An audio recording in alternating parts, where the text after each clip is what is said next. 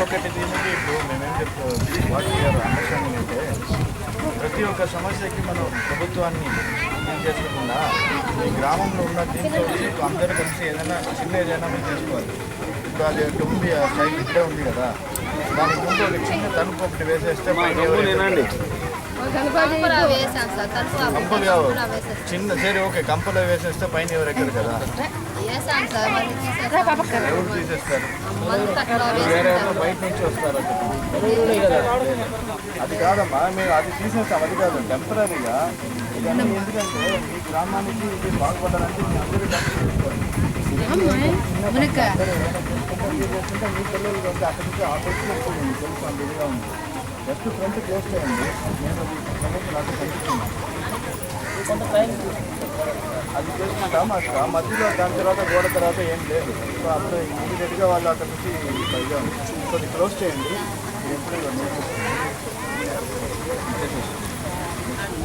మీరు చేసుకోవాలి, ఎందుకంటే మీ గ్రామం బాగుపడాలనేది మీ ప్రతి ఒక్కరి దగ్గర ఉండాలి. రైట్, అది మీరు చేయండి. ఇమీడియట్గా మీరు వర్క్ ఆ ఊళ్ళో ఎక్కువ వలస వెళ్ళిపోతారు సార్. మేము తయారు చేసినట్టు 21 మంది బాండర్లు వీళ్ళు ఎట్లా ఎందుకు వెళ్తున్నారు అని చెప్పేసి మనం కూర్చొని మాట్లాడాను సార్. మేము అప్పుడు ఉన్నాము, మేము పోకపోతే మా వాళ్ళు ఒప్పుకోరు కాబట్టి మేము వెళ్ళిపోతామన్నారు సార్. కరువు పని అట్లాంటి ఉపయోగించుకొని ఇక్కడే ఉండొచ్చు కదా అని చెప్పాను సార్. అన్నప్పుడు మాకు వాళ్ళు డబ్బులు ఇచ్చారు కదా, మేము దీన్ని చేసుకుంటామంటే వాళ్ళు అక్కడ ఒప్పుకోరు, కంపల్సరీగా పోవాల్సిందేనని చెప్పేసి మద్రాసు దగ్గర ఆరంభం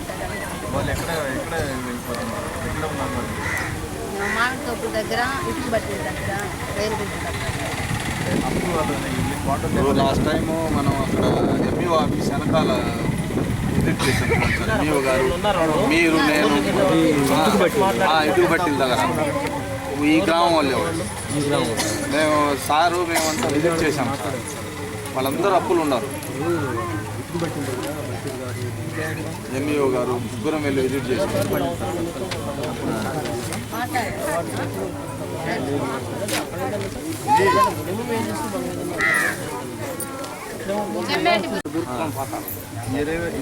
మందికి బండలు ఎదుగుతుంది ప్రొసీడింగ్ తయారు చేయండి. వీళ్ళందరూ రిలీజ్ చేయండి. వీళ్ళు పెద్దోళ్ళు పోతే పర్వాలేదు సార్, కూడా పిల్లల్ని తీసుకెళ్ళిపోతారు. స్కూల్ పిల్లలు మనం తీసుకుంటే ఏమమ్మా నువ్వు చెప్పు కోఆపరేటివ్ చైర్మన్. ఇప్పుడు గ్రామంలో ఇప్పుడు వీళ్ళు వలసలు పోతున్నారు. వీళ్ళు వలసలు పోయేవాళ్ళు పోకుండా ఆగిపోవాలంటే వాళ్ళకి ఇక్కడ జీవనం కావాలి. జీవనం కావాలంటే వలసలు దేనికి పోతున్నారు? వాళ్ళు ఇటుకు బట్టీల దగ్గర పోతున్నారు. అదే ఇటుకు బట్టి గవర్నమెంట్ స్థలం ఇచ్చి డబ్బులు ఇస్తే వాళ్ళు ఇక్కడే చేసుకుంటారు కదా. చేసుకునే క్రమంలో ఇప్పుడు ఐటీడీఏ నుంచి ఒక 30,000 ఇస్తారు, గవర్నమెంట్ నుంచి బ్యాంక్ ద్వారా ఒక 30,000 ఇప్పిస్తారు. కొంత డబ్బు కోఆపరేటివ్ ద్వారా ఇచ్చేది. దాని తర్వాత లెక్క పక్క ఎంత ఖర్చు అవుతుంది, పెట్టుబడి పెట్టి బట్టీలంతా వీళ్ళే తయారు చేసి వాళ్ళ కూలీలు ఇచ్చి తయారైన తర్వాత మళ్ళీ అమ్మేది. ఆ అమ్మేది కూడా మన కాలనీ ఇల్లు శాంక్షన్ అయినాయి కదా, జ్ఞానాదులకే ఇచ్చేది ఆ ఇటుకలు. ఆ వచ్చిన ఇన్కమ్తో ఆదాయం వాళ్ళు ఎత్తుకుంటారు. ఇప్పుడు అప్పులు అనేది ఏంటంటే అది మళ్ళీ మాట్లాడతాం. వాళ్ళు ఎక్కడెక్కడికి వెళ్తున్నారు, ఎందుకు వెళ్తున్నారు, ఎంత తీసుకున్నారు, అవన్నీ తీయాలి బయట. వీళ్ళు అక్కడ ప్లేయర్ బాండర్ లేదు రిలీజ్ చేయండి. ఇప్పుడు వాళ్ళు ఎంత ఎంత స్కూల్ ఎంత ఇస్తారు? అవన్నీ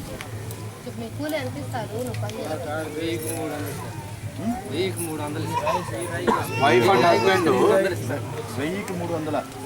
1000 ఎన్ని రోజులు చేస్తారు? 1000 ఒక రోజు ప్రిపరేషన్ ఉంటుంది సార్. మట్టి అంతా తొక్కేది ఉంటుంది. వైఫ్ అండ్ హస్బెండ్ మొత్తం తొక్కి దాన్ని దాంట్లో పొట్టు కలిపి మట్టి రెడీ చేసుకుంటారు కదా ఒకరోజు. రెండవ రోజు కోతకు వస్తారు. 2 days వైఫ్ అండ్ హస్బెండ్ పని చేస్తే 300 ఇస్తారు. అంటే ఒకరికి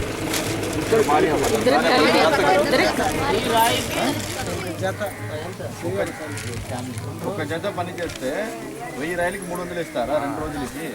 అయితే ఒకరికి 75 రూపీస్ వస్తుంది అంతే. 3 రోజులు కదా సార్.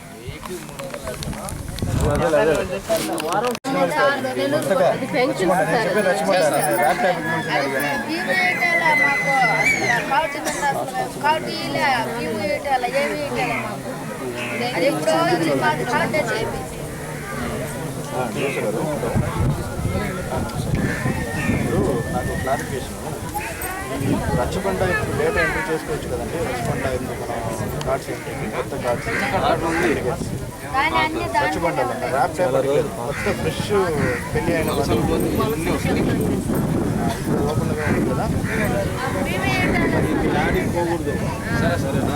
రెస్ట్రిక్షన్ ఇది పాసిబుల్ ఉందండి. మనకి ఏమైనా పాత కార్డ్స్ పాత ఇంటిగ్రేటెడ్ సర్వేలే లేదు, కానీ ఇప్పుడు మనం కొత్తగా తీసిన వాళ్ళకి బోగస్ కార్డ్స్కి రెజిస్ట్రేషన్ కొంత పాసిబిలిటీ ఉంది. మాట మీద ఉండాలి సార్ చెప్తున్నది. ఓకే,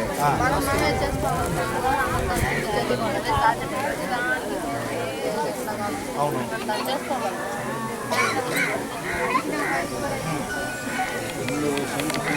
చెట్లు వాళ్ళ పొలంలో చెట్లు అన్నీ కలిపి అడిగితే పెడుతున్నారనంటే మాకు మీకు నాకు సంబంధం లేదు, మాకు భూమి ఇచ్చింది వాళ్ళు, గవర్నమెంట్ వాళ్ళు మాకు ఇచ్చారు ఈ భూములు, వాళ్ళని పోయి అడుక్కోబండి, వాళ్ళు మాకు ఇచ్చారు, మాకు ఆ డబ్బు తీసుకున్నారు, మీ పొలాలు మీకు ఇవ్వము, ఎవరిని పోయి తీసుకొస్తారు, తీసుకురండి ఇక్కడికి అని చెప్పారు.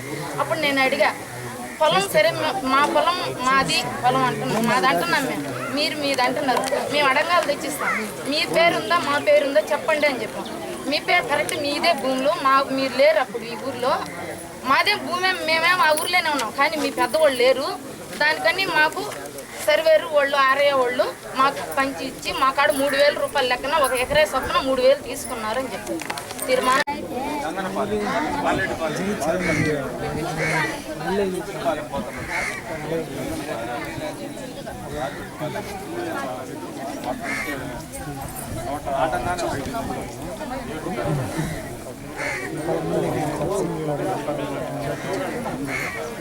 सब कलेक्टर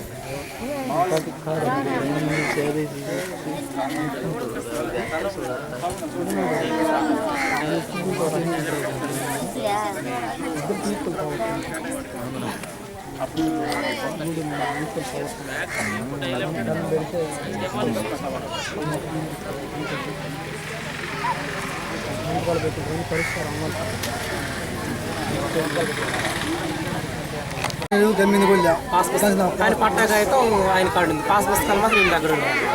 సర్పంచ్ వీళ్ళకి ఇవ్వలేదన్నమాట పట్టాలు. మిగతా అందరూ అమ్మేస్తారా? అందరి దగ్గర 200, 300, 400 అప్పట్లోనే అమ్మేస్తారు. పట్టాలు ఇవ్వకుండా వీళ్ళకి అమౌంట్ ఇచ్చేసారు అనమాట. మీరు ఏం చేసుకుంటారు వాళ్ళు ఇచ్చేసి మన రికార్డ్స్ పట్టాలు వీళ్ళ పేర్లు గవర్నమెంట్ రికార్డు. ఈ అబ్బాయి కూడా మా ఫెలోషిప్ వాలంటీరా వాలంటీర్. ఇప్పుడు కొంచెం ఇల్లు వచ్చి సార్ కొంచెం ల్యాండ్ అది చూపించబట్టాను, అది తడంగలా ఈ విధంగా అందరూ పొలాలు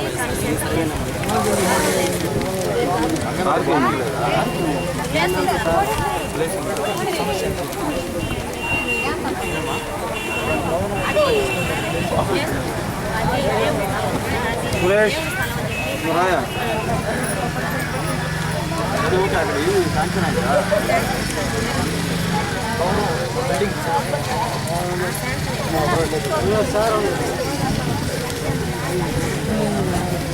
డబ్బు ఐసిడిఎస్ సెంటర్ ఏ ఊరు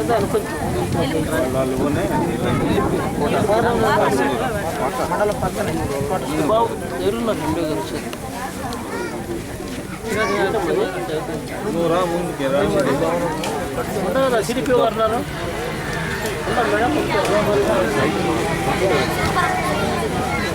రాసిందండి.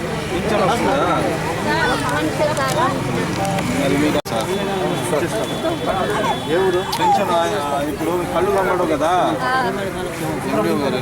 సార్. మీకు 500 చూడండి సార్, పొజిషన్ చూపించండి సార్. అది రేషన్ కార్డు లేదు సార్, రేషన్ కార్డుకి అప్లై నేనే తీసుకొని పెట్టాను. రేషన్ కార్డు లేని దానివల్ల ఇది ఇవ్వలేదు. పెట్టాను సార్, రేషన్ కార్డు లేదు.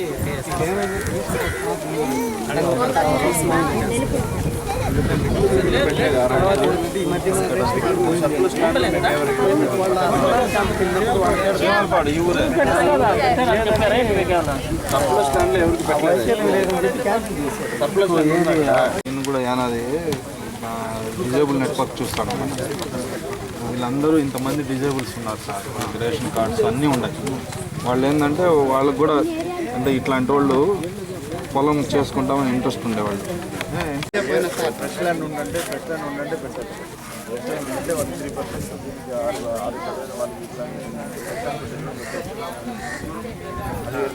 అన్నీ ఒకే మండలం. అవును సార్, వాకాడు పంచాయతీ సార్.